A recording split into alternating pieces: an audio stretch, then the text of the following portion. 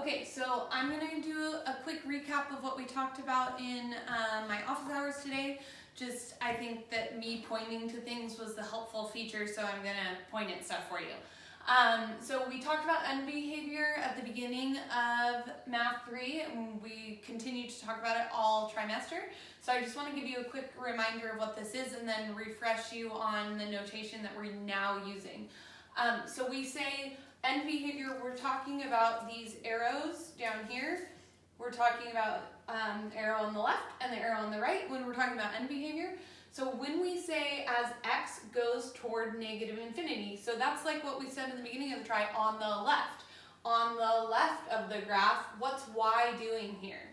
So on the left-hand side, my y values are falling to negative infinity, or we can also say y goes toward negative infinity. So then similarly, if we're looking at the right, now we're talking about as x goes to positive infinity, we're going across the x-axis in the positive direction. What are my y values doing? Well, in this case, they're rising. So y is going toward positive infinity, rising to positive infinity. Okay. So then I just did a quick review of the basics of this lesson for this week.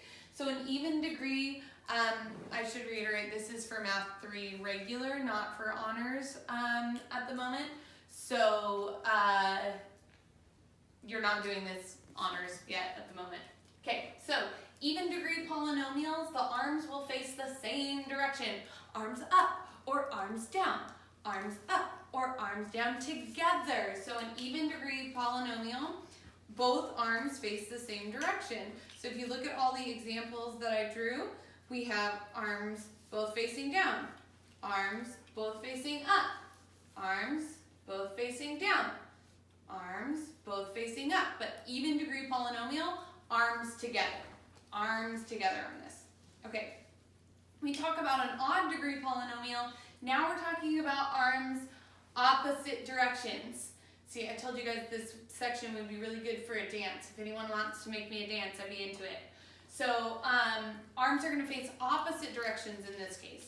So notice this one is rising to positive infinity, and on the right, we're falling to negative infinity. On this one, we're falling to negative infinity on the left and rising to positive infinity on the right. Falling to negative infinity on the left, rising to positive infinity on the right, opposite end behaviors. Okay, so now to determine how do we know if it's facing up or down, what's the right arm going to do? Well, if you have a positive leading coefficient, the number in front of your highest exponent, that's how we get our degree. So our degree comes from the highest exponent value in your polynomial when you're looking at the equation. All right, let me give you an example. So if you have x to the fifth, I'm in highlighter mode, let's try that again. If you have x to the fifth plus 3x to the fourth plus blah, blah, blah. Our degree would be 5 because it's my highest exponent value, and my leading coefficient, the number in front of that, would be 1. Okay, so positive leading coefficient means that the right arm, again, all we're focusing on right now is the right arm. What's the right arm going to do? It's going to go up. So positive going toward, ooh, I wrote this wrong here. Let's fix that real quick. Y is going to go toward positive infinity. The right arm is going to face up. So as x goes toward positive infinity, y is also going toward positive infinity. Right arms up. So those arms face up because it has a positive leading coefficient.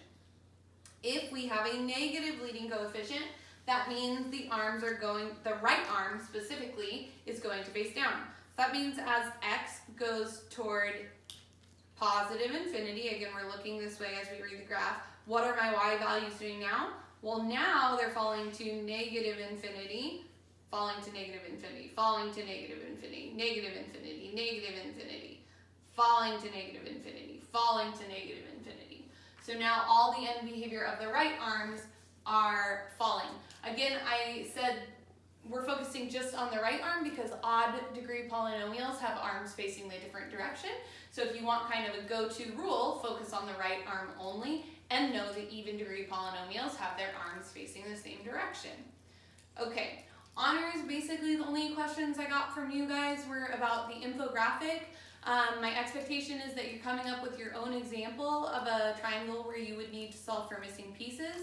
So any example you can think of that involves a triangle, be creative. You are stuck at home, do something exciting and fun. I've gotten some really cool examples already, so I look forward to seeing yours.